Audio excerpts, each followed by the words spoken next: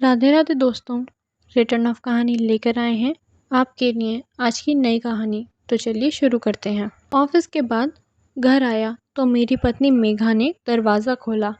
वैसे हमेशा ही माँ मेरे लिए दरवाज़ा खोलती थी, लेकिन आजकल माँ घर में मिलती ही नहीं थी। मेरी पत्नी हमेशा कहती कि तुम्हारी माँ के पर निकल आए हैं, घर में टिकती ही नहीं हैं, जैसे ही तुम जाते हो वो भी निकल जाती हैं। माँ ने अकेले ही मुझे पाल पोस कर बड़ा किया था। माँ की पूरी दुनिया मैं ही था। माँ मेरा पूरा ध्यान रखती, बाहर ज़्यादा देर तक मत रहना, बाहर का खाना मत खाना, ऑफिस पहुंचकर फ़ोन कर देना आदि। माँ की हिदायतों का मैंने हमेशा ध्यान रखा, क्योंकि माँ की चिंता को मैं बखूबी समझता था। इसलिए ऑफिस जाकर भी मैं माँ को एक बार कॉल ज़रूर किया करता था। लेकिन कुछ दिनों से मैं देख रहा था कि माँ कुछ बुझी बुझी सी रहने लगी थी और अपने में खोई हुई सी रहती थी। आजकल जब भी मैं ऑफिस से माँ को फ़ोन करता तो माँ हमेशा कभी अपनी सहेली के घर या कभी घर के काम से बाहर हूँ कहकर फ़ोन रख देती। एक दिन मैं माँ का पीछा करते करते वहाँ पहुँच गया जहाँ माँ जाती थी। माँ एक हॉस्पिटल में गईं। मैं लगातार माँ का पीछा कर रहा था और सोच रहा था कि अगर माँ यहाँ आती हैं तो इसमें छुपाने वाली बात क्या है। माँ एक वार्ड में गईं और दरवाज़ा अंदर से लॉक कर दिया। मैंने खिड़की के पर्दों की ओर से देखा तो माँ किसी 65-70 साल के बुजुर्ग का हाथ पकड़े रो रही थीं और वो दोनों आपस में कुछ बातें कर रहे थे। मैं आश्चर्यचकित था कि आखिर ये इंसान है कौन। बहुत देर तक मैं प्रश्नों के भंवर में उलझा रहा।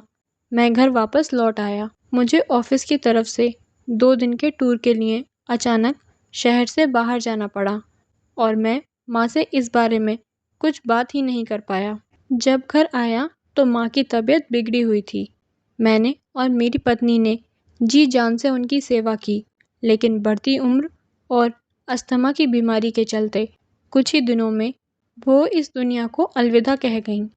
माँ के चले जाने के बाद मैंने माँ की अलमारी खोली, जिसे माँ अपने अलावा किसी को हाथ नहीं लगाने देती थीं। अलमारी खोलते ही उसमें माँ और पापा की शादी की फ़ोटो निकली। दोनों बहुत प्यारे लग रहे थे। माँ की डायरी भी वहीं रखी थी, जिसमें वह अक्सर अपने मन की बातें लिखा करती थी। मैंने डायरी खोली तो मुझे उसमें एक खत मिला जो माँ ने मेरे लिए लिखा था।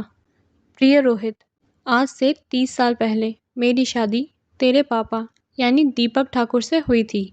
ससुराल में कदम रखते ही दीपक के माँ बाप को अपना मान लिया था। सुबह से रसोई का काम हो या घर की साफ सफाई और सजाना, सभी को बहुत अच्छे से कर रही थी। 1 साल बाद भगवान ने तुम्हें मेरी झोली में डाल दिया। अब मैं ज़्यादा व्यस्त हो गई थी। घर, सास ससुर और तुम सब कुछ अकेले ही संभाल रही थी। पता ही नहीं चला कि कब तेरे पापा और मेरे बीच अनदेखी दूरी आ गई। तेरे पापा के ऑफिस में काम कर रही माया अक्सर घर में आया करती थी, कभी काम के सिलसिले से तो कभी ऐसे ही। उसकी खूबसूरती के जाल में तेरे पापा फंसते ही जा रहे थे। कब वो हमारे बेडरूम तक पहुंच गई मुझे पता ही नहीं चला। एक दिन तेरे पापा और उसने चुपके से मंदिर में शादी कर ली। मैंने और तेरे दादा दादी ने इनको समझाने की बहुत कोशिश की। मैंने तो तेरा वास्ता भी दिया, लेकिन तेरे पापा पर माया के माया जाल का चश्मा चढ़ा था। हम सब ने तेरे पापा से रिश्ता ही खत्म कर दिया। कुछ दिनों पहले जब मैं बहू को लेके हॉस्पिटल गई थी, वहीं पर मुझे तेरे पापा भी दिखे। उनके गलत निर्णय उनको जीवन के चौराहे पर घसीट लाए थे। माया को उनसे ज़्यादा उनके पैसों से मतलब था। वो अपने ऐशो आराम या पार्टी में ही बिजी रहती थी। उसे कभी घर परिवार से कोई मतलब नहीं था। तेरे पापा और माया का एक बेटा भी है, जो अपनी माँ के नक्शे कदम पर चलने लगा।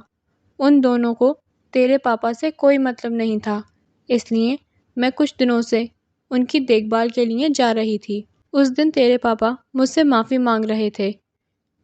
जो उन्होंने भूल की वो उसका पश्चाताप करना चाहते थे। उन्हें अपने किए का पछतावा था। बेटा, मैंने उन्हें माफ़ कर दिया है। हो सके तो तू भी उन्हें माफ़ कर देना। बेटा, हो सके तो उन्हें एक बार हॉस्पिटल देखने ज़रूर जाना। तुम्हारी माँ। मेरे आंसू रुकने का नाम ही नहीं ले रहे थे। मैं समझ गया कि माँ कभी पापा के बारे में बात क्यों नहीं करना चाहती थी। इतना दर्द, इतनी तकलीफ माँ अपने अंदर लिए थी, लेकिन मेरे सामने कभी जाहिर ना करती थी। मैं भागकर हॉस्पिटल गया। मैंने अपना परिचय उनको दिया। माँ के बारे में सुनते ही उनकी आंखों से आंसू भर आते हैं। अपने पिता को माफ़ कर दो कहकर उन्होंने अपना हाथ मेरे सिर पर रखा और हमेशा के लिए इस दुनिया को छोड़ गए। मैंने विधि विधान से उनका अंतिम संस्कार किया। दोनों का इस तरह एक साथ जाना प्रमाणित करता था कि दोनों में प्रेम की गहराइयाँ थीं। इस कहानी के बारे में आपका क्या विचार है, हमें कमेंट करके ज़रूर बताएं। और कहानी अच्छी लगी हो तो लाइक कीजिए और चैनल को सब्सक्राइब करना ना भूलिएगा। धन्यवाद।